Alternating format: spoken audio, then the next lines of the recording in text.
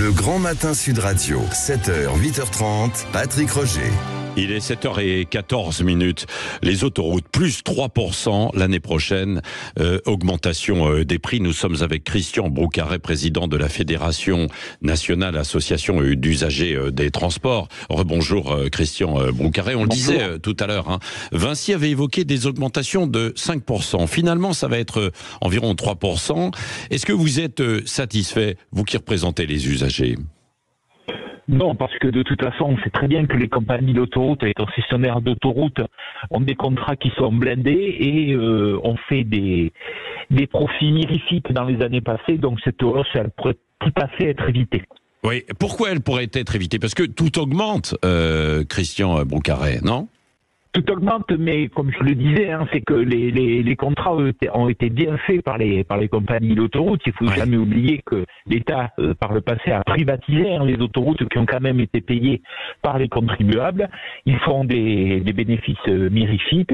Et donc, on pourrait comprendre que les sociétés d'autoroutes fassent un effort pour leurs clients et n'augmentent pas au minimum dans une année qui est quand même très compliquée pour les Français. Oui, bon, alors ce sera contenu pour l'année prochaine, 2024. Mais on annonce une année 2025 plus compliquée. Pourquoi ?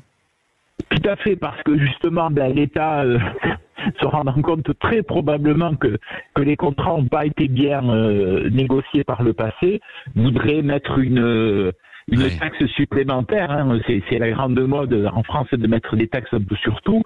Et c'est censé rapporter 600 millions d'euros à l'État, mais bien sûr, les sociétés concessionnaires vont le répercuter sur les clients. Et ça, c'est une très mauvaise nouvelle, parce que même si nous, on représente plutôt les usagers des transports en commun et on préférerait une baisse de la TVA sur les billets de train, il y a une complémentarité entre les modes. Les gens, certes, utilisent les transports en commun, mais utilisent aussi leur voiture.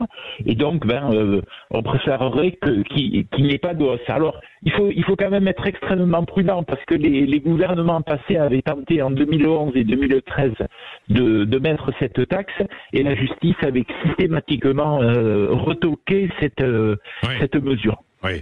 Bon, mais souvent, vous l'avez évoqué là, l'État se donne un peu le bon rôle en désignant quand même les sociétés d'autoroutes comme les grands méchants, mais il ne faut pas oublier que, un peu comme pour le carburant, il y a beaucoup de taxes. Je crois que l'État perçoit 40% de taxes sur le prix des péages.